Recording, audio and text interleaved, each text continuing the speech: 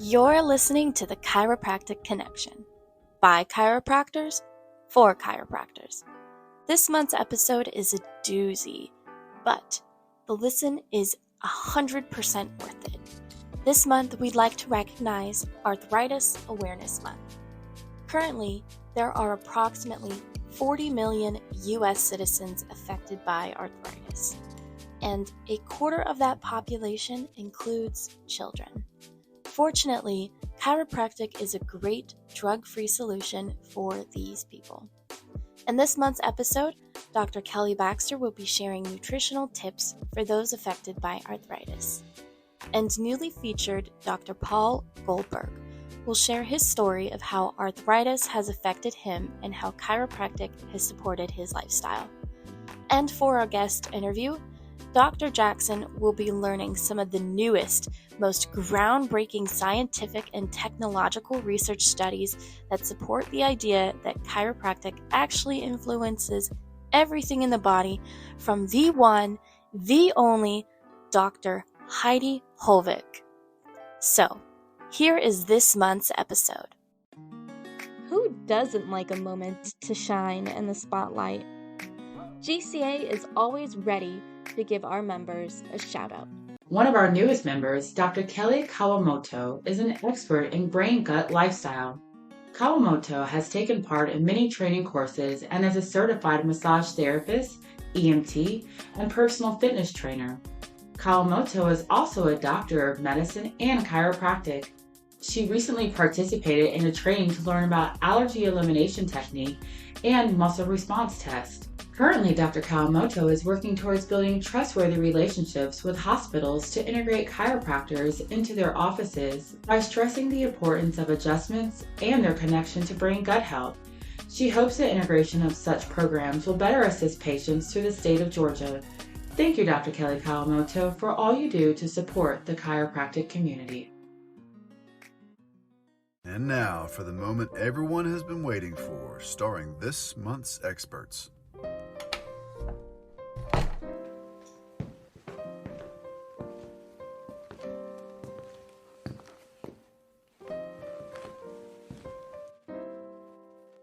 All right, welcome back everyone to the Chiropractic Connection. I am your host, Dr. Amber Jackson, and today with me I have the amazing, brilliant mind. You guys are not even going to believe who's here. It's Dr. Haavik.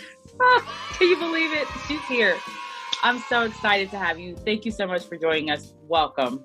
Absolute pleasure, Amber. Took a bit of time to organize this one, didn't it? But we're here. Yes, that's all right. I know you're a busy woman. You have a lot of things that you're doing. So I appreciate you taking the time to sit down and talk with us today. Before we get started, I know a lot of people know you, especially being that you're a huge researcher. But for those people who don't know you, could you introduce yourself and just tell people a little bit about you and who you are?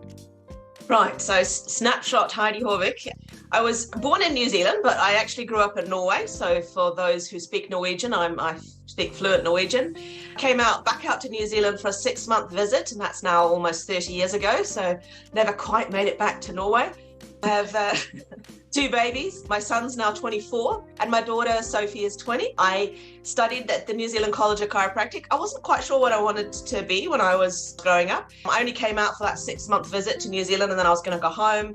I had studied a bit of philosophy. I was interested in psychology. I was interested in medicine. My dad's a doctor. My little brother's a doctor. I've got my uncles and aunts are physiotherapists. So I have quite a medical community where I grew up.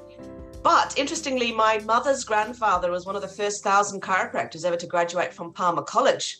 So I always knew that we had a slightly different philosophy in our household. Obviously, that's just come down through Gran and through my mother. So even though she's married to a doctor, we would she'd make all food from scratch. We'd have a lot of supplements. I was into exercise. So it's just really interesting the parallels there. My Norwegian family, my dad's side, also started one of Norway's oldest rehab centers, which also started out as a real health spa. So I knew my destiny was within health. But as I was out in New Zealand, I found out about the chiropractic college, and because it was just starting up, so it just been one cohort had started their first year, and I went into that second cohort.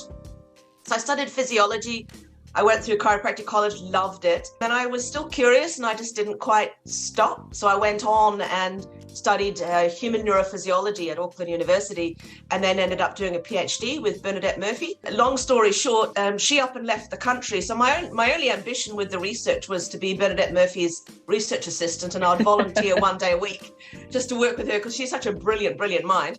But she left the country. So the only way I could continue doing research was actually to take that job as the research director at the New Zealand College, because you kind of have to do research attached to a tertiary institution. So I'd either have to give up the research that I just started, and even back then, Amber, we were seeing that we were changing the brain. So I knew I'd hit on something that was big. So I was like, no, okay, I'm going to continue this. So I took the role, and, Jesus, that's now 4 years ago. And I'm now, Vice President of Research at the New Zealand College of Chiropractic. Our research centre, which we established, like me and one part-timer, the part-timer that was helping me and establish that, he's now the president of the college. And and the research centre is now 21 people. So it's grown really big. That's amazing. That's awesome. Did you ever think when you started on this path that you would be where you're at today? Or you're like, I'm just interested in it, and now here you are? I was passionate about how we could, with our hands, gently adjusting people, how that could change them so dramatically. And I didn't care in what way we changed them. I wasn't hung up in any particular story or theory. I just, it wasn't gelling with my scientific brain. I had these questions, like how can someone, because almost sometimes you adjust them and their personality changes.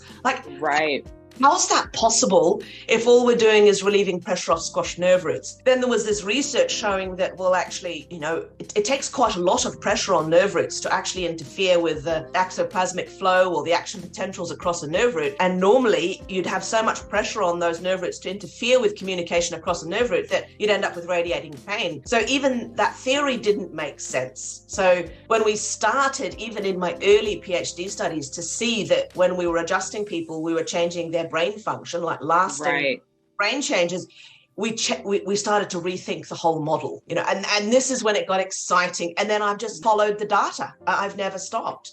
Right.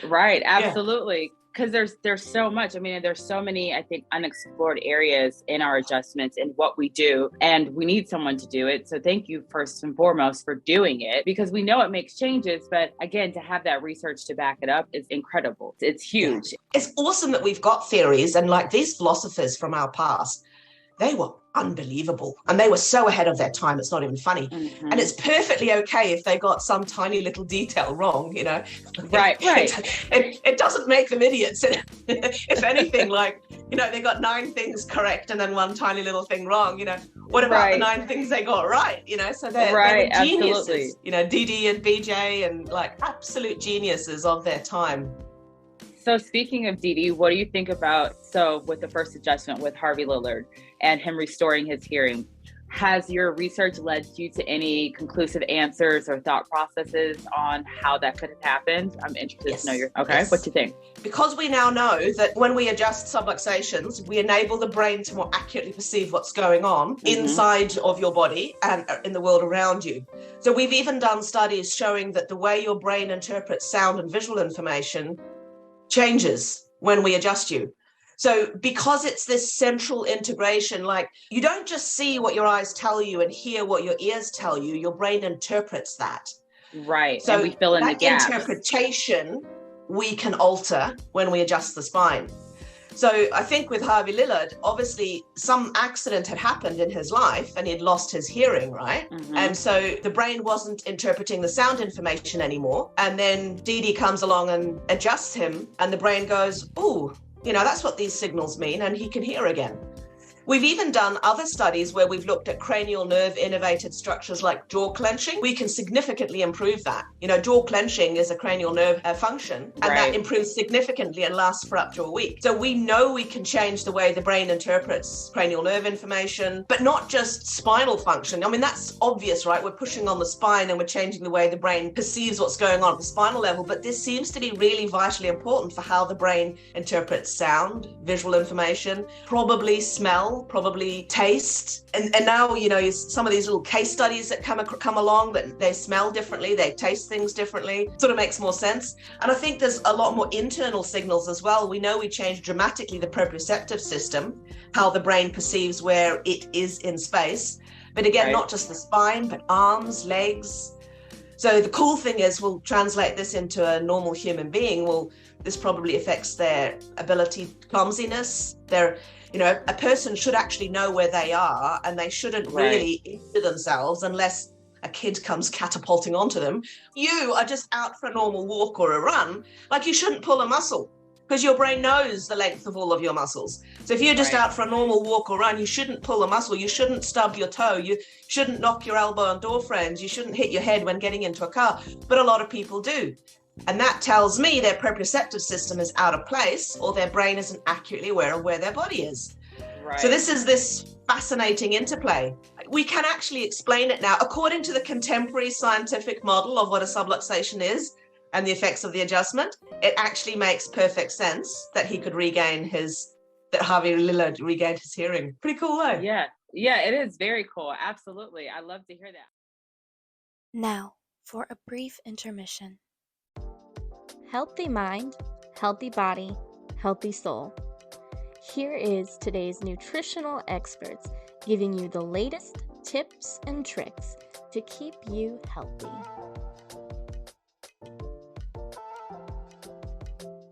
Hi everybody, I'm Dr. Kellie Baxter, and I'd like to thank you all for joining me today on the Georgia Chiropractic Association podcast. This month's topic is rheumatoid arthritis. I think it's important as chiropractors that we're armed with some healthy tips to address rheumatoid arthritis patients from a natural standpoint when they come into our clinics. This is a condition that can't be cured, but rheumatoid arthritis patients can greatly benefit from holistic treatments. As you all know, RA is an inflammatory condition where the body's immune system doesn't recognize itself and begins attacking its own tissues, including the joints, and in the latter stages, organs. As chiropractors, one of the best things you can do is brush up on your radiology and recognize these patients when they come in. You need to realize that you might be the first doctor that sees this patient. Know what lab tests to follow up with, and get your RA patients moving daily with stretches, walking, Tai Chi, yoga. These type of activities are going to be great for them. Sometimes when they have a flare, they may need to rest, but you don't want them to rest for too long or they're going to stiff up even more. From a nutritional standpoint, you want to get them on anti-inflammatory foods. Keep them off sugar and highly processed foods and things that have a lot of chemicals and preservatives. If they can't pronounce it, they probably shouldn't be eating it. Omega-3 fatty acids found in fish are going to help reduce inflammation. They're going to help reduce cytokines, which cause inflammation. So you want to get them on the fatty fishes, tunas, things like that. If they don't like those, borage oil, primrose oil, those are more plant-based omega-3 fatty acids that they can try. And then your nuts and seeds are going to contain those too. Increase whole grains because they help reduce C-reactive proteins. And eat the rainbow, of course. You want them to have lots of fruits, veggies, because of the antioxidants they possess. Those are going to help fight free radicals in their system. And then have them supplement with vitamin D. As the disease seems to progress, vitamin D levels seem to start decreasing in your RA patients, so you want them to supplement. Most RA patients are going to lose some vitamin D, and a lot of them are deficient in vitamin D when they first come in. B12 is another thing to get them on. It's going to help them with energy, and zinc is also going to help support their immune systems, and this is an autoimmune disease, and it's going to help maintain their cartilage. Have your RA patients also add things like turmeric, ginger, boswellia or Indian frankincense to their diets to help with pain and inflammation too.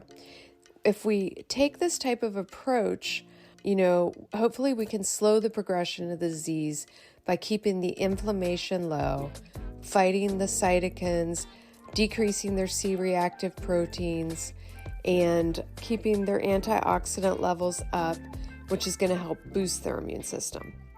So I hope you enjoyed today's tips on rheumatoid arthritis, and I hope this helps you the next time you have a rheumatoid arthritis patient come through the door.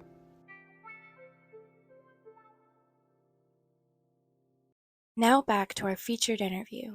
So I know that you have written a book, The Reality Check, and there's so much information in there. Do you plan on doing another book? Because this is, I feel like with all the knowledge that you have, packing it into, I think it's what, like 68 or 70 some pages, like you have so much more to give. So I am. My second book is called Secrets of the Spine. Ooh. So the reason for this is the first book was actually, I know I said it was for the public, but it wasn't really. It was really for the chiropractic profession, because I figured before I go out to the public with what this science is telling us, the profession kind of needed to be warned, if you know what I mean.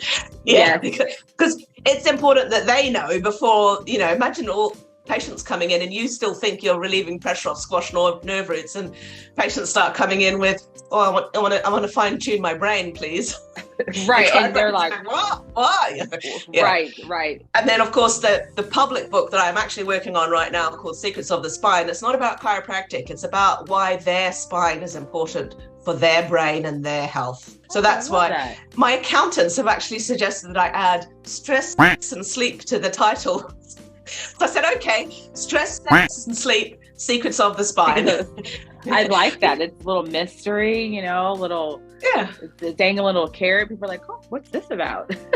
The main kind of new focus of it is literally this connection. Because again, like I've just followed the data for about 25 years. And one of those studies, we ended up in this hospital setting in Denmark. So we're literally in a hospital in this lab of Professor Asbjørn Drews. He's a very, world-renowned pain professor. And his bioengineer, this brilliant, smart lady called Dina Lejlek, is doing all the data collection, all the analysis. And she was doing whole head EEG analysis and then calculating where in the brain the changes were taking place. And so when she did that, and all I was doing was, I designed the study, but I was there helping to check and adjust the subjects for the study. And so she tells me at the end of it that, Heidi, when you do what you do, and the part of the brain that you're changing the most is a significant change in this one part of the brain called the prefrontal cortex. And honestly, Amber, I could have kissed the woman. I refrained myself because I don't think she really wanted me to, but it was like, it's unbelievable, because when you start to learn about the prefrontal cortex and what it's involved with, again, you see, this is when it starts to explain so much more. For one, that prefrontal cortex just behind our forehead, it's a part of the brain that integrates all that sensory information from both your internal sensory organs and your external sensory organs. So it's part of how you experience your reality. Like that's what this brain part is really important in. But it's also one of the key controllers of your mental health and your emotional ability to not be a tantruming 2-year-old is the prefrontal cortex. So all of your mental health is basically under prefrontal cortex inhibition. It sort of protects you from getting really angry or being really upset. It's this nice inhibition so that we can function rationally. It actually is the seat of our intelligence. So it's the seat of our rational thought, our ability to start tasks, stop tasks, to pay attention to what matters, to inhibit what's not important. It's very involved in every movement we make all day, every day. It's vitally important in activating our parasympathetic nervous system. And of course, our parasympathetic nervous system is the relaxation, digestion, healing side. It activates that. It inhibits the stress systems. It inhibits the sympathetic nervous system, which is your fight and flight response. It inhibits your hypothalamus pituitary adrenal axis, which is again your neuroendocrine stress response. And because of that communication with the autonomic nervous system and the neuroendocrine system, the prefrontal cortex that we affect with every adjustment we make is vitally important for immune function. You're suddenly like looking at this going, oh my goodness. It's not necessarily, doesn't mean that we cure everything, but it means now we have a biologically plausible mechanism for why people could get better with a whole range of different things, which is what we see in practice. Not that we can necessarily predict it, right? But, people's all sorts of symptoms can improve. And we now understand why. And that's what's so exciting to me. That is extremely exciting. I know that in the book that you talked about how many times people get adjusted. Obviously, there's people who are not getting adjusted enough. And I think at one point you had said that you thought some docs were over adjusting their patients. Have you found yet in the data any research that suggests kind of a sweet spot or a number of times, or is it really varied depending on each individual? When I started out in research, I thought we probably over adjusted people. My personal thoughts at the time. When I look at the research now, what I actually think we are doing as chiropractors, I think we're actually exercising the spine back into proper function, because there's quite a lot of interesting literature now that shows that when you've injured the spine, the little muscles closest to the spine and skull, we know that they become atrophied, they become fibrotic, they get a lot of fatty infiltration, they change their fiber type. And even the muscle spindles themselves are changed or altered over time after you've, say, injured the spine. So if you think about an atrophied muscle, a shrunken, stiff muscle, it's going to take a bit of time to work that muscle back into proper function again, right? Right. Which is interesting, yeah, because it's almost now, if our role really is to exercise, and when I mean exercise, when we go in and adjust a subluxated segment, we're going in right on a specific segment. You're actually moving or stretching those little muscles closest to the spine and skull. So you're kind of actually activating those muscles a bit like an exercise session. That's how I'm now viewing it. So if you're exercising the spine back into function, well, isn't it interesting that the few studies that have looked at optimal adjustment sessions tend to correlate quite well with our, going to the gym recommendations, right? You don't just go to the gym twice and you're meant to be fit for life, right? I wish. Right. Don't we all? Yeah. It's usually like at least 3 times a week. And then, you've got to do that for, 4, 5, 6 weeks. And then you can maybe drop it down to twice a week once you've got your fitness levels up. Do you know what I mean? It's like, it's interesting how that kind of correlates now because if our role is to exercise those little muscles each time we're adjusting them, when you look at clinical recommendations from chiropractors in the field, it tends to quite often be 2 or 3 times a week for the first 4 to 6 weeks. And then we'll see how you're going. And if you're managing to hold everything, then we can drop it down a little bit. And then you get down into maintenance care. And then there are a couple of studies, which I think are kind of interesting. Mitch Haas, he's an American chiropractor who's gone into research. Lovely, lovely guy, because he really likes his red wine. So I particularly like him too.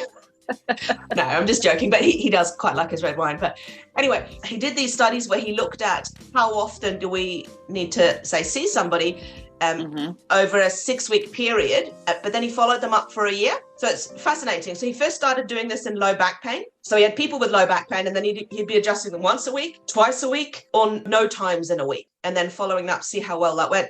Around 2 to 3 times, there wasn't huge benefit, but the 2 or 3 times a week was much better than once a week, which was much better than no times a week. And the benefits lasted, which is interesting.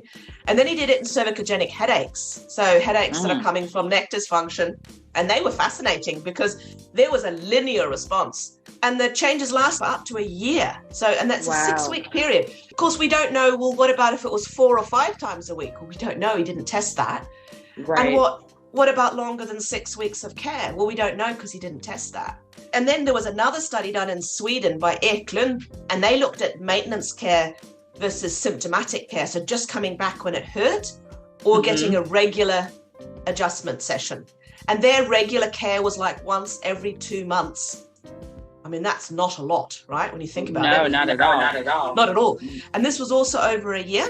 And it was really interesting. Their patients got seen about roughly the same amount of time. But the people that got that maintenance care adjustment set up, they had less pain days over that year than the people that waited until it dysfunctioned again. So what all of this is telling me, because now I'm summarizing this, is that we probably exercising spines back into better function. Most chiropractors are probably not seeing their patients enough. And I would imagine that a regular care setting would be better for most people than just waiting until the dysfunction builds back up again and then coming back in when they're in agony again. Right. Absolutely. I would agree with you on that. I think that's one of the hardest things we see in the field are those patients who get well under a length of time and then disappear and then come back a year or 2 years later, like, I did great for this length of time. You go, okay, that's awesome.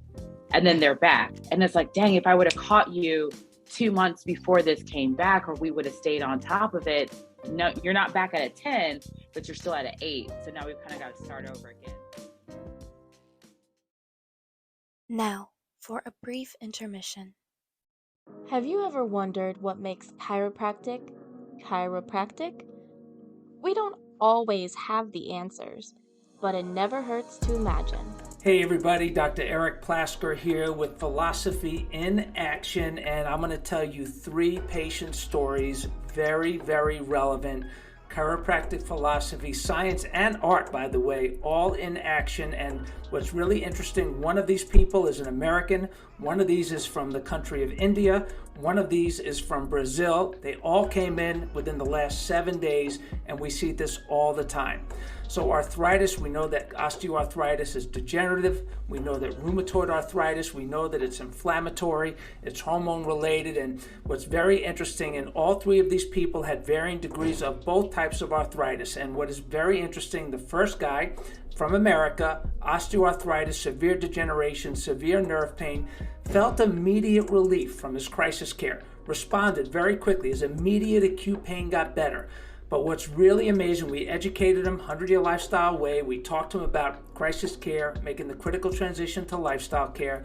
He bought into the big idea. He realized that if it could degenerate, that his body could regenerate. And literally, he's like 2.5 years into his care. He almost never misses, except for when he travels and goes out of town. And he has no more leg pain. He's back in his life. He's traveling, standing up straight. If he has a rough patch, it goes away in split seconds. And he's absolutely loving the care because he knows that we are not treating his symptoms, that we are removing the interference so that his body can heal itself. And over time, over the last 2.5 years, it consistently gets better, and it's still improving, which is such an exciting thing. So don't just treat the immediate acute symptoms. Give people a long-term vision and keep them plugged in along the way. They will want it for themselves, and as time goes on, they will continue to heal and improve. Second person, this woman came in, she's from India. She had severe pain going down her arm. She's arthritic in her C6, C7 area. There's degeneration. She has tried everything. She's been to physical therapists. She's been to other chiropractors who did not adjust her, by the way. They just did other types of treatments to hopefully just make her feel better. She did not respond. Well, guess what? She says, Dr. Plasker, you know what? I've had this for 15 years. It's been killing me. I can't work. I can't do anything. Well, she said, how long is it going to take? I said, well, less than 15 years. And she looked at me like, that's a ridiculous answer, Dr. Plasker. But I said, listen, I have no idea. We're not going to treat your symptoms. We're going to look to work with your spine, correct the subluxation, adjust your spine and nervous system, and let's give it a shot. Well, 2 weeks into her care, she's feeling so much better. She's got very, very minimal to no pain going down her arm. She's got flexibility in her neck again. She's got range of motion. The inflammation has gone down, and she's super duper excited. And I joked with her the other day. I said, remember I told you it would take less than 15 years? Well, it's less than 15 weeks, and it's less than 15 days. Now it's important that you think long term.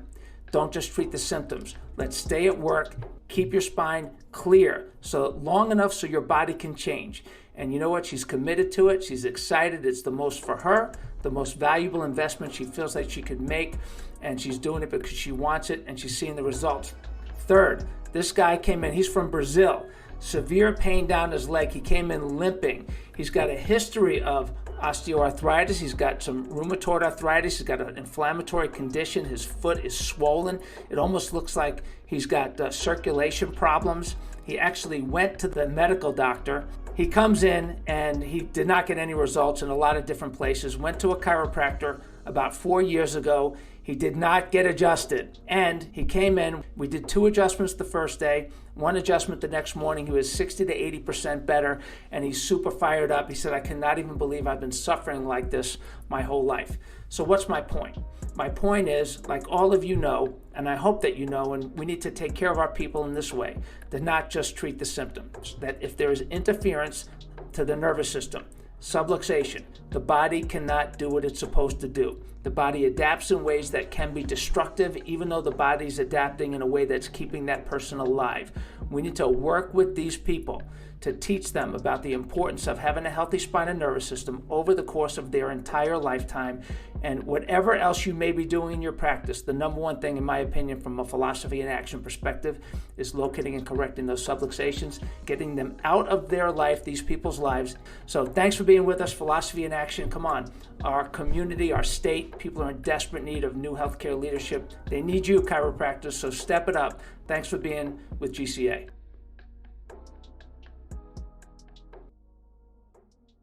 Now back to our featured interview. I think if we can explain to patients the physiology of what's happening in their spine, like if they realize that, because recently, a couple of years ago in the pandemic, we wrote this big invited review article where we've kind of discussed the contemporary model. And what was really fascinating for me to come out of that was that we found 3 reasons why the spine would dysfunction. And when I'm saying dysfunction, I mean subluxation. And it's interesting because it's not just physical trauma that can lead to this dysfunction. So the little muscles get turned off and atrophy and shrink and blah, blah, blah. And therefore you don't control the movement pattern appropriately and you have a subluxated segment, right? We also found evidence that psychological stress, psychological trauma can do the same thing, can turn these little muscles off. And these little muscles are the eyes for your spine, like they're the eyes in the spine for your brain. That's how your brain knows what's going on in the spine, are these little deep muscles close to the spine and skull. They're the ones that atrophy almost immediately if you've physically injured the spine as well. And we know that they then have all these changes. They become fibrotic, they shrink, fatty infiltration. So they become really dysfunctional like months after a physical injury. But we also know psychological trauma can turn these muscles off. Right. And one more thing, we know local inflammation does. So, here we've got trauma, toxins, and thoughts. I mean, right. Wonder who would have thought of that? I don't know. I'm wondering where I've heard that before. Huh. I know.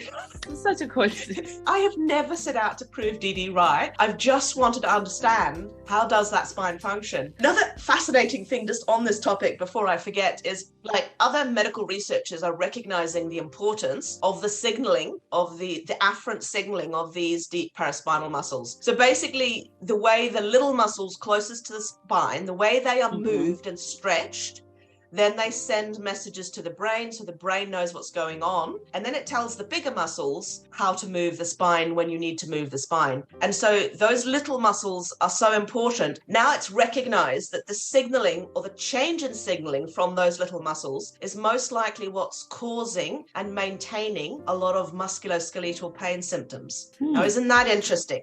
So, that is interesting. What that means to me as a chiropractor is subluxated segments is most likely what's causing and maintaining a lot of chronic musculoskeletal problems. We were exercising the spine back into proper function, you wouldn't get the build-up and the chronic musculoskeletal, which is exactly what you said, your example of the patient that, give them a year and a half and they're back again because it's rebuilt back up. But you can probably avoid that. Yeah, that maladaptive neuroplastic change you kind of refer to, right? Yes. So we basically have taught the brain how to be dysfunctional because of other things that aren't functioning properly. We're not fixing them. So now the brain goes, oh, well, this is how I work. I'm supposed to work like this. Little straws on the camel's back build up when you are under pressure and stress. So it's like adaptations. And I think that subluxations then coming about are a bit like, again, circuit breakers blowing, right? Well, we can't cope with all this pressure and stress in our current life, so we'll turn that one off and we'll not deal with that and we'll put that aside. And it's not just spinal dysfunction that happens over time. We know that, for example, you start developing insulin resistance, you start developing metabolic disorders. Your prefrontal cortex is one of the key parts of the brain that succumbs to stress. And the prefrontal cortex, when that goes offline more often than not, you start to have memory problems. You can't quite remember everything. Your words don't come out quite right. You're not being able to pay so much attention. You start to get more emotional because it's, again, the emotional control is gone. Right. So then all of a sudden you're getting more angry, upset. You've got a short temper. You're getting grumpy with your kids and your partner. And all of these changes are all taking place when the body's under too much pressure. And you can then be developing these musculoskeletal problems and pains, but you also get a rise in inflammation. And we know that the biggest killers of today are all associated with high inflammatory levels. That's your cancers, strokes, your diabetes, your Alzheimer's, the neurodevelopmental disorders. They're all mental health disorders are linked with high inflammatory levels as well. It's like the stress and pressure doesn't just cause subluxations, but it also causes all these health conditions as well. And the key thing I think we need to get across to patients is you can move the other direction. You can move back towards health. And we know there's quite a lot of things that people can do to move back towards health, which, for example, exercise, mindfulness meditation, looking after your gut, getting your microbiome working, good sleep. There's quite a few things you can do. We know you can do. But I think one of the cornerstones is getting checked and adjusted. And why? Because when we are checking and adjusting people, if we're enabling their brain to more accurately perceive what's going on and better control and adapt to their current situation, well, then they should, in theory, be able to digest better, to move better. It's like everything should be able to function better if you're under chiropractic care again.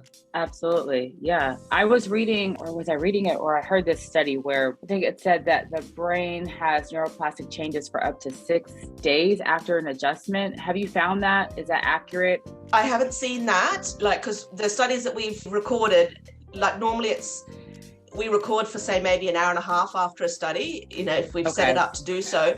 But we've also, in some studies, for example, the jaw clenching study I talked about earlier, we measured them again a week later, and they were still so much stronger in their jaw clenching muscles. So that lasted for a week. We know that for sure. But then there are other studies like Kelly Holt's PhD research in older adults. He was following them up for 12 weeks. So, and what we found there was within the first 4 weeks, there were a lot of changes, but at 12 weeks, so between 4 and 12 weeks, there were all these other changes that took place. So these guys were getting checked twice a week. So I think what you'll find is that it's again like little straws that build up on a camel's back. Each time again, you are switching things on when we're adjusting them. Like this is where, you'll suddenly have patients say, oh, ever since I got under chiropractic care, Heidi, I've managed to come off my high blood pressure medication. Like I was almost fainting and I went to my doctor and my blood pressure's normalized. I'm like, oh, really? Oh, interesting. Well, you see, we actually, when we adjust people, we impact this part called the prefrontal cortex. Your prefrontal cortex actually has a big impact on your autonomic nervous system, and your autonomic nervous system controls your blood pressure. That makes total sense to me now. I wouldn't have told you that we're going to cure your blood pressure because I don't know how your spinal dysfunction, your subluxations, is actually affecting you. I don't know what symptoms it's causing up front. But what I do know is your brain controls the whole system. So all sorts of things can get better. Even the way you exercise is going to be different because your brain is going to be controlling your arms and legs in a different way. And your arms and legs attached to the spine. So if the brain's more aware of what's going on in the spine, it can immediately change what's going on in your arms and legs. So what are you working on now? Because I know that are you interpreting? I think you said that you're not doing research, right? I started up a company because what I realized is that for most normal chiropractors, me speaking neuroscience, geeky language wasn't quite computing. It wasn't making sense. And this is such vital information, in my opinion, that not only every chiropractor needs to know it, but every patient needs to know it too. Right. So I started up a company that translates the science. And that's what the Haavik research company is. So I have a whole platform now one's called Chiro's Academy and one's called Chiro's Hub. So the Chiro's Academy is classes for chiropractors to understand the science better. So I translate the science from neuroscience speak to chiropractic language. And in Chiro's Hub, I translate it again to patient language. Because they don't give a shit about chiropractic, funnily enough, but they sure as hell care about their own health. They care about their own health. And if they understood those secrets of the spine, well, they would not be waiting 18 months for all that shit to build back up again, Absolutely. They would be getting their spine checked more often, and they'd be looking at it as preventative care, which is what we are, but we somehow don't get that role. We are reactive, right? So we get on the back end is when we get care. And I'd even say that we're not just preventative, but we can also be well-being, like salutogenic, which is not just preventing problems from developing, but actually moving them towards better health. That salutogenic effect as well. You can actually improve your health, like pre-diabetes or diabetes type 2 is actually something that you can reverse. Like most people don't know that. They go along and they're told that, this is just a one-way route to losing sensation, this, that, and the other thing. But it can actually genuinely be reversed. If you change your lifestyle, it can change. So like understanding that you're not doomed to just get worse and worse and worse as you get older. There's such a thing as healthy aging. Which is what we need that conversation more in our model, because honestly, especially in America, I don't know how it is over there, but our healthcare system is very sick care, and it's very unfortunate. So I think that's universal. But chiropractors, they're in a beautiful place with that knowledge that they have, and to literally be a health coach for their patients. Yeah. So the other cool thing, understanding neuroscience, is if you actually reach small goals, you get this dopamine release in your brain. And this is a very good feeling. This can be addictive. And so if you set small goals, achievable goals with your patient, you work one-on-one with them, you can slowly build on things, but each time they achieve these goals, they should pat themselves on the back, and you have a little dopamine release. It actually makes your brain better capable of achieving more goals and even setting better goals. It's an amazing, once you understand this, you can harness their inner genius to help move them towards better health. Do you use, or do you recommend, I know you probably can't endorse per se, but any technology or any things, brain tap or any brain tracking systems, myovision, anything sort of like that? What are some of the things that you like to use? Really interesting, because that's also answering your first question that I never actually managed to get to. But what am I doing now? Because I don't just translate the science, you see, which is for the chiros and the patients. But one thing that we're heading towards, which we're really interested in, is start collecting data from your practices. Because this gets me really excited. I don't know if you've noticed over the pandemic how important big, real data is, data. Imagine if we had millions of chiropractic patients from thousands of chiropractors, and you start to get big data, real life data. And this is where technology comes into it. Because, I told you that my team has grown from 1.5 part-timer to 21 people. One of the big things that have changed there is we have a whole tech lab that's joined us. My main right-hand man at the moment, Dr. Imran Khan Niazi, he's a bioengineer. So he's not a chiropractor, he's an incredible mind. So we're working on some real cheap technology that's almost wearable technology. So it's technology that patients can actually wear. And from this technology, we're able to then detect whether they're in sympathetic drive, whether their parasympathetic nervous system is activated, so the healing, digesting, relaxing system. We can measure how much they're moving. We can measure their stages of sleep. We can measure their inflammatory levels. We're even working on technology at the moment that can measure insulin and glucose metabolism. And what we're working on is measuring brain health. So what age is your brain, not biologically, not by years, but how old is your brain from stressors? So you can kind of say I'm 49, but my brain is of a 55-year-old, right? So ideally that's not good. Ideally we need to move backwards. So, and a lot of this technology is cheap, Fitbit type stuff, okay? But it's cool. Made by these super brilliant people with this new tech lab that's come aboard. So this is where I'm getting really excited, Amber, because I'm I can't even sit still. You see me, I'm okay. In the future, we will be recording data from you and your patients, hopefully really easy, where we can electronically pull data from you, but we will also be directly getting feedback from patients, plus the ones that choose to want to wear some of these wearables, we can actually get this additional data from them as well. And imagine if you knew that you're working on people and before they come into their next visit, you're sitting there going, oh, according to, Heidi and Imran's technology here, this person's gone through a big stressor because their sympathetic nervous system's gone through the roof and the parasympathetic nervous system shut off. Okay, I need to address this. So what's happened? Might need to see you a bit more often at the moment. And you can, again, it sort of gives the power back to the patient too, because they'll be able to see and monitor with objective data that their health is improving or not. Because it's not just adjustments, right? So maybe they do need to increase even more exercise. Maybe they've got some toxins in their environment that they need to get rid of. Maybe they're in a really bad relationship that's just causing so much stress for them that they're not actually able to even heal their current problems. Do you know what I mean? And so wouldn't it be handy to have some of this data? Plus, getting even more excited is Imran is one of New Zealand's AI experts. Now, this is when it gets really interesting, because if we're starting to get millions of data inputs from people from millions of people, from thousands of chiropractors, again, you can actually get the machines themselves can pick out, oh, so you're a 49-year-old woman in this area with these symptoms. Well, the best kind of care for you is this, this, and this. So it's kind of almost kind of spitting out for you to have the best impact on that person's health, other than getting checked and adjusted. Well, and it sort of tailors healthcare to an individual's needs, and it helps support you as the chiropractor, and it helps monitor that they're actually changing according to what you're expecting. And if not, you've got to go look deeper.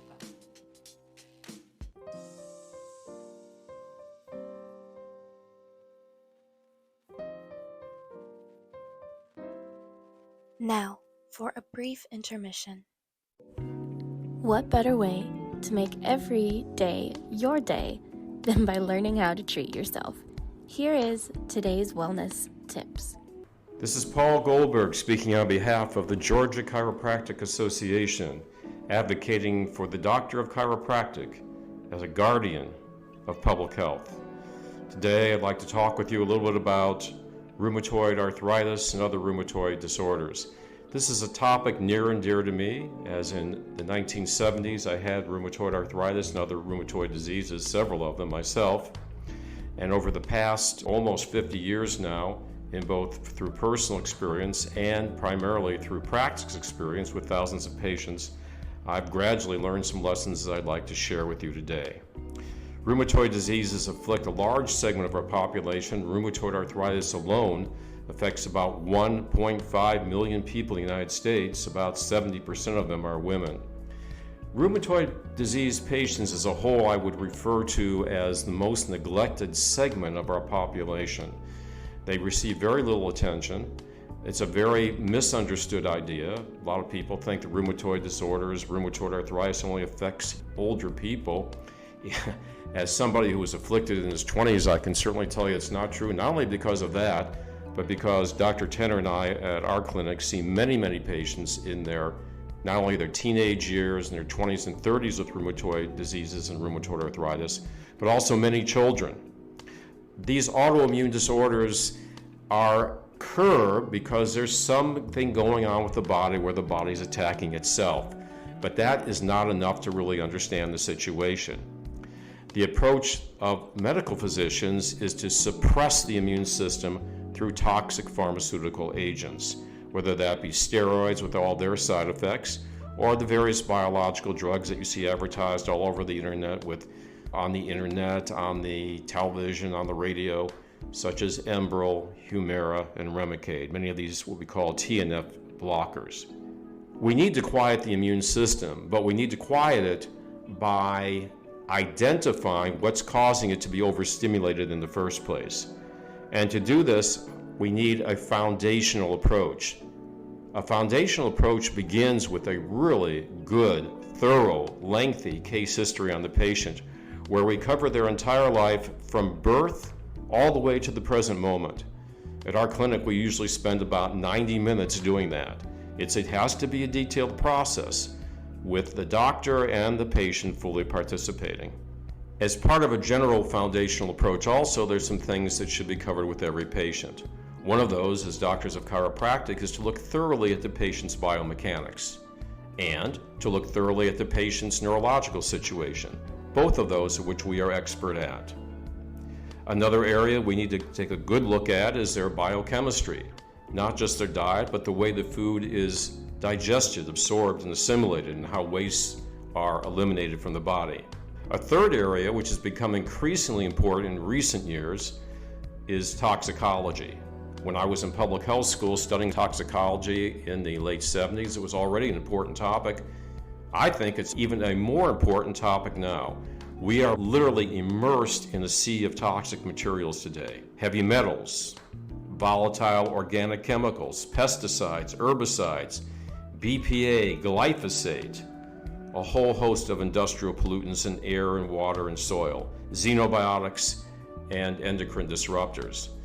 And at our clinic, we go through quite a long procedure with almost all of our patients to identify and remove these things from the system. And that is one part of quieting the immune system. Again, not through suppression, but by actually removing causes. Another area that all of us can be involved with as doctors of chiropractic is to look at the patient's general hygiene. How is their diet? Are they receiving adequate sunlight? Are they drinking good quality pure water? Are they receiving adequate sleep? Are they being exposed to any occupational hazards? What's their social situation? Are they under a lot of emotional distress? Or, to put it in other words, have they achieved a reasonable extent of emotional poise? It is imperative that we as a profession begin to turn the tide of these rheumatoid disorders, including rheumatoid arthritis, that we as guardians of public health do more to help people with rheumatoid arthritis and other autoimmune disorders. This is Dr. Paul Goldberg on behalf of the Georgia Chiropractic Association saying thank you for allowing me to share my thoughts with you today. Now back to our featured interview. Well, we're actually piloting quite a bit of data already. So we're setting up the different groups where we're starting to record a lot of the patient-reported outcome measures. I'm working with a team in America called Chiropractic Future.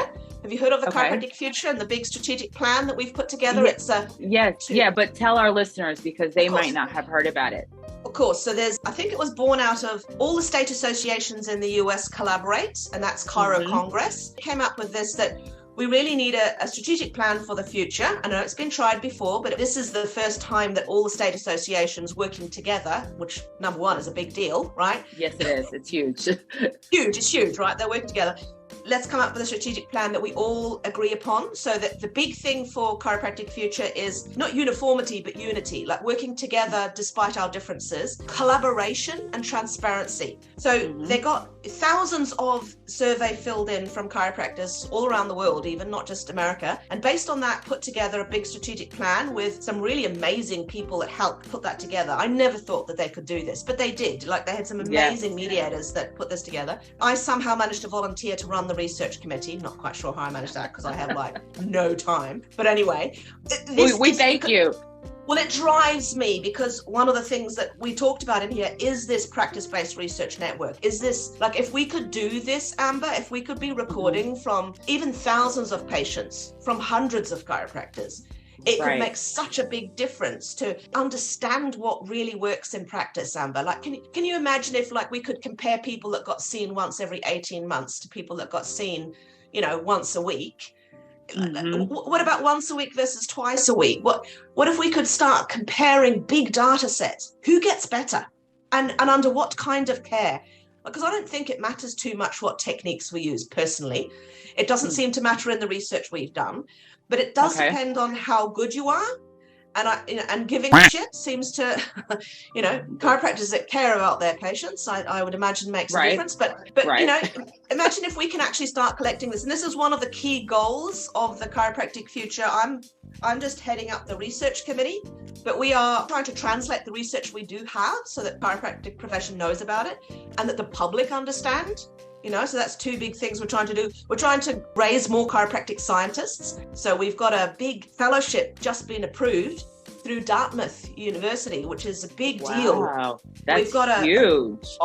We've got a person now, very, very lucky chiropractor, that gets to work within this research setting and be mentored to, again, develop research skills to become another PhD, because there's so much we don't know. And then another big thing we want to do is this practice-based research network. We want to collect data from your practices and be able to feed this back to you and the public, what works well for who and when and how.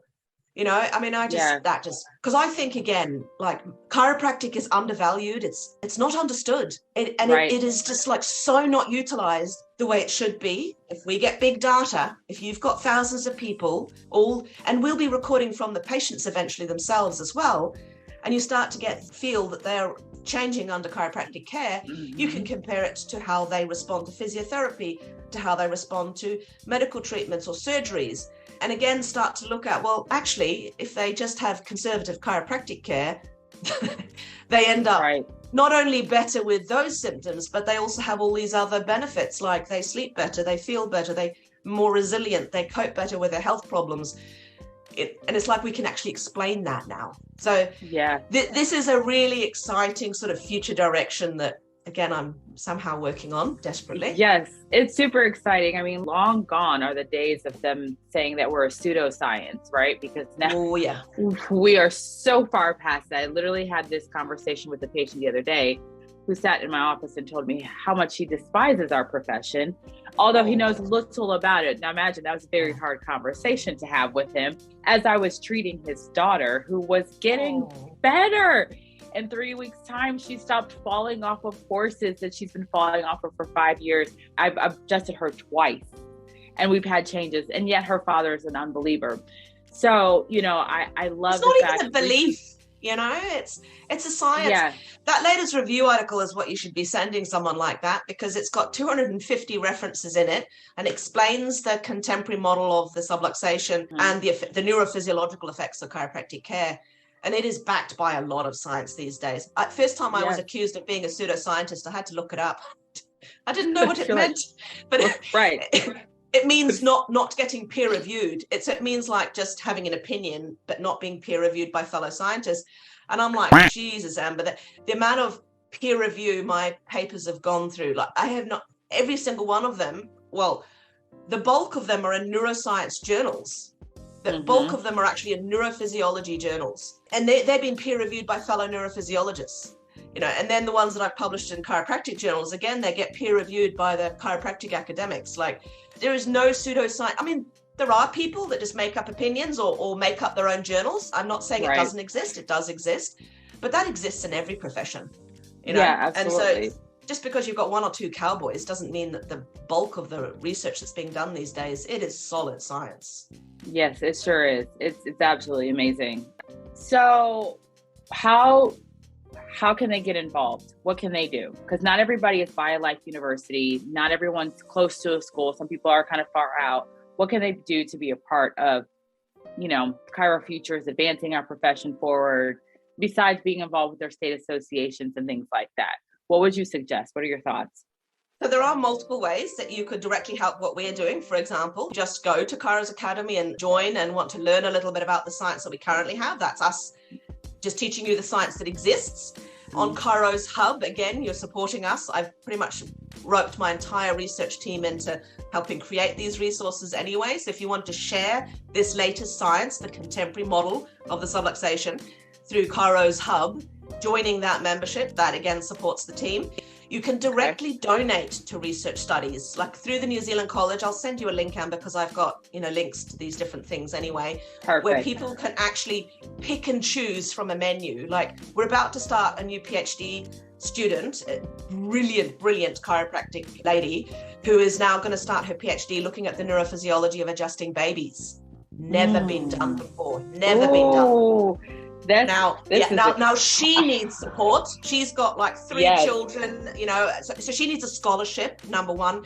But number two, we need to also raise money for the actual research project itself. So there's 2 things there. And this is if that floats your boat. We've got a big prefrontal cortex study because we've shown we changed the prefrontal cortex. However, we need to now do a randomized controlled trial to measure prefrontal cortex outputs. So again, there's an option to choose to help support that. So like, are these changes over 12 weeks of chiropractic care? Do we get improvements in inflammation, immune function, movement, sleep, mental health, pain? So like, we can follow then the actual outcomes that would be relevant to prefrontal cortex. That's an option. We're doing another study. I don't know if you use manual muscle testing in your practice, but I have all my life.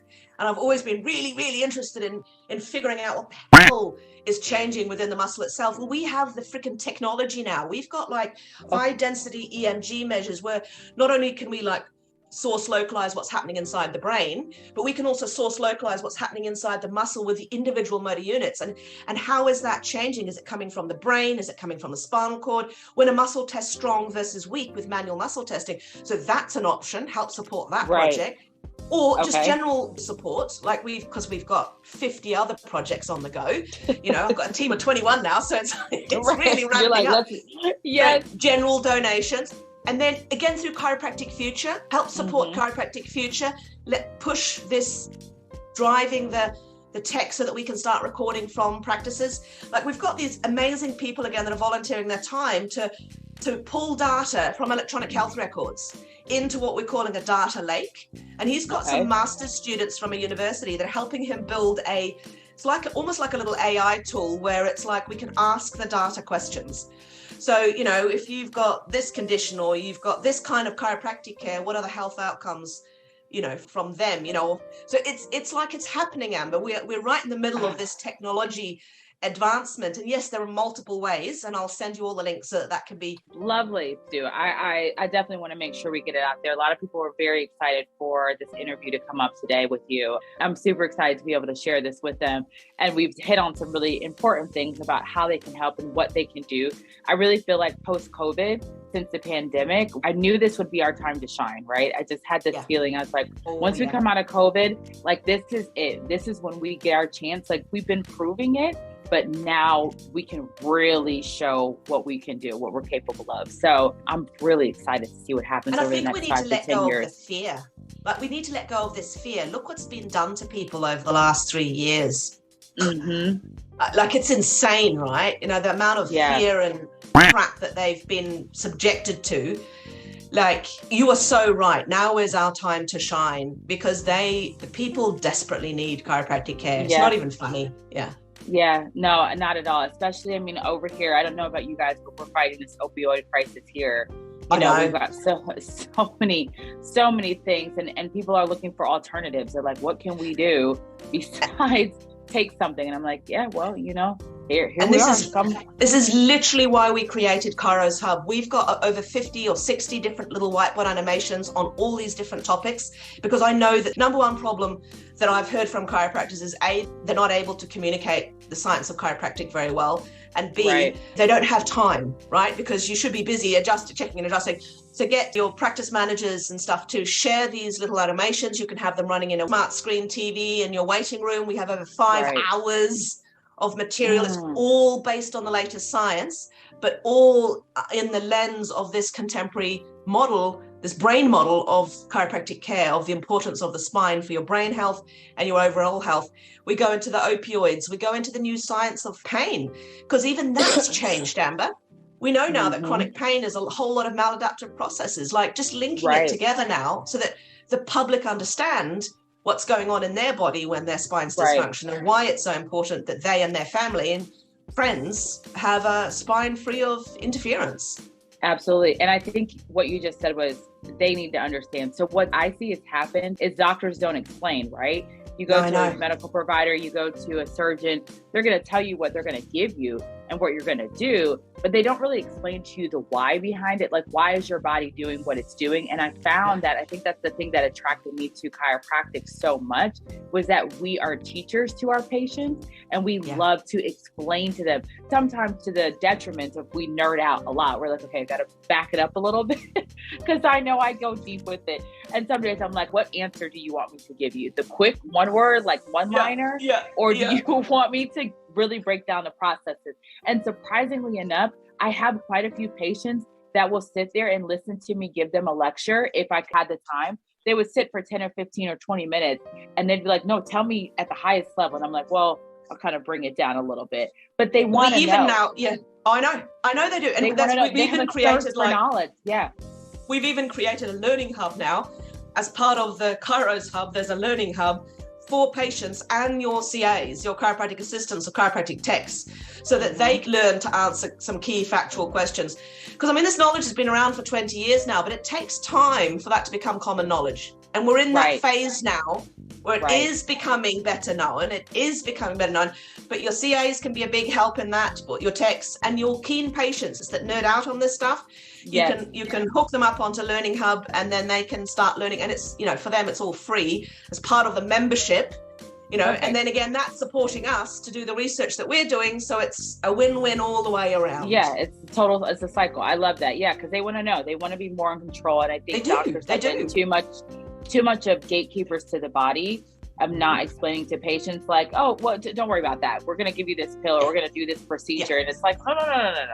Tell me, explain to me the why behind it. I've always been that way. I was always a kid, when they were doing it, well, why are you using that? Why are you doing this? It would be really cool if you can get the Georgia Chiropractic Association members to support Chiropractic Future. It'd be really cool if you can get that support, because we need it, because eventually we're going to be coming around to everybody wanting them to join in on this practice-based research network right. to gather data, right? So it'd be quite cool if they are aware, and if we can get through to them so they can see the value in it, like before we even come and reach out to them.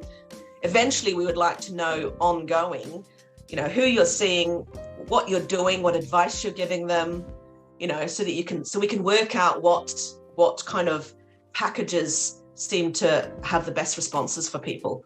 Yeah, absolutely. And the more information that we can give the AI, the better that they can give us an output of information. So that is an exciting avenue. Because we've actually huge. Have we got time for a little story of a study that we've just been doing? Yeah.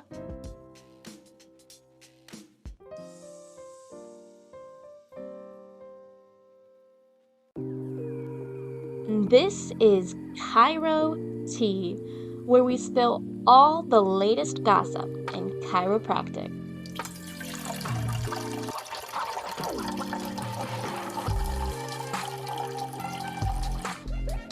We have time for you. So we get, because we have Imran in New Zealand at the Centre for Chiropractic Research at the New Zealand College of Chiropractic, because he is such an incredible bioengineer, we actually get quite a few bioengineering students doing their master's projects.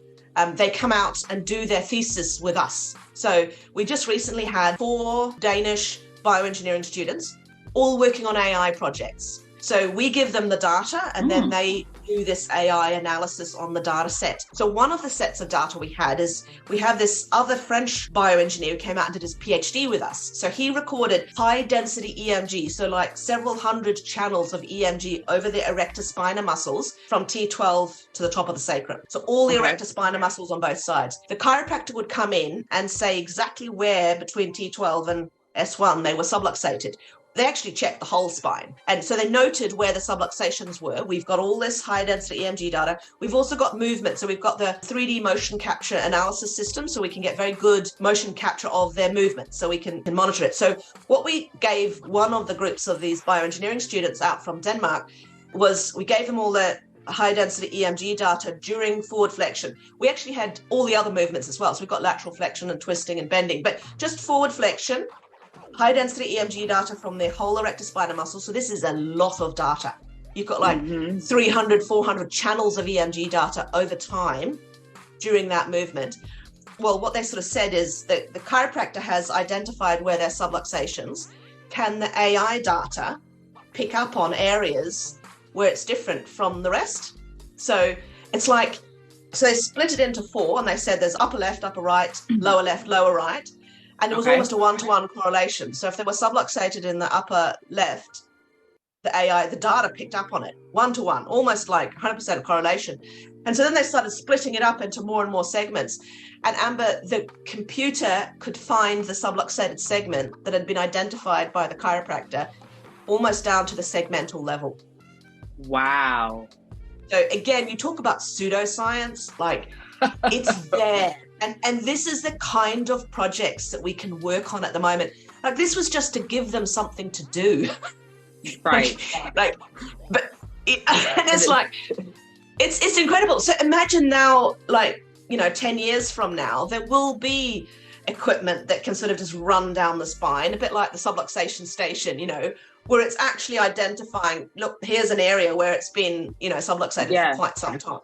Or here's a new subluxation, because again, we know these changes take place over time. So if you've got a atrophied area, it is going to be different. It's going to be giving off different electrophysiological signals around that area, especially during movement. And that's just touching the surface of what we're doing. I think currently we have 65 projects on the go. So we could be here for hours just talking about what I'm currently working on. There's so much, but we could have a session 2 and a session 3 and a session 4. I enjoyed talking to you. Absolutely. This will not be our last time talking to each other. We'll definitely have part 2s and 3s and 4s. You'll be our resident researcher. So we'll have to bring you back every couple months and see what's going on.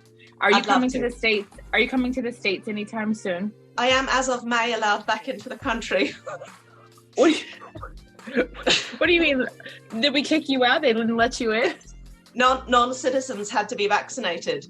So, I didn't know. I haven't been allowed into the US for the last 3 years, 4 years, I don't know, however long. So, yeah. So I am, as of May, I think Biden has dropped the vaccine requirements for non-citizens. So that's me, obviously. I totally missed that. I didn't even think about how that would affect people who weren't vaccinated outside the country. But I didn't even realize that. I missed out on Cleveland's 100-year celebration because I was meant to be a keynote speaking at that. I was invited to Palmer's 125th celebration as a speaker. And so I was like, oh. But, my health is more important than... Absolutely. I'm off in a week. I'm off to Hong Kong, and then I'm off to Europe, where I think I'm speaking in England, in Spain, in Iceland, potentially Italy, and potentially Norway. So really looking forward to all of that. So I'm back on the road again for sure. Yes. Yeah. Awesome. And now that I am able to get to the US, I'm hoping that will pick up soon as well. So yeah. I'm sure it will. We've been missing you over here. So I've been missing you. You find out, I know, when you find out, you let us know. So we'll have to let everybody know, because I'm sure your fans, they're going to love to hear you and come see you. So I'll be there. And in the meantime, they can go listen to me on Chiro's Academy, because I have got lots of classes on Chiro's Academy. Do check it out. Perfect. We will make sure to drop all the links. Heidi, Haavik, thank you so much. Thank you. Really, really appreciate it. It's been an absolute pleasure and an honor. It's been incredible. Go buy the book, everyone. Please go get the book. We really need you to support. It's an amazing book, and it's actually a very easy read. It's not really hard to read at all. The reality check, you can find it. I think I found it on your website. It's also on Amazon, so you can get it on Amazon. It's not a lot. It's like, I don't know, $19, $14, something like that for the ebook. So it's not expensive. It's Amazon, or it's on my website, which is HeidiHaavik.com. Yeah, or the ebook. That's how I did it. I grabbed the ebook because it was instant, so it's perfect. Ebook from HeidiHaavik.com. The ebook is $14 or something. Yeah. Have a wonderful morning, because I know it's morning there. So have a wonderful start of your day. I'm going to go in here and make some dinner. I just really appreciate you taking the time to do this. Thanks, Amber. I've really enjoyed speaking to you. Don't worry. Really enjoyed speaking to you. Yeah, absolutely. Have a great day. Thank you so much. You too. Thanks.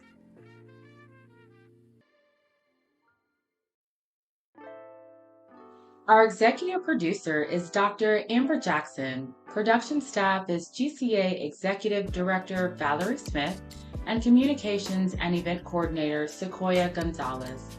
Our hosts are Dr. Deborah Little, Dr. Ben McDowell, and me, Dr. Amber Jackson. Special thanks to our podcast founder, Dr. Noelle Steinley, and Public Relations Chair, Dr. Naila Smith.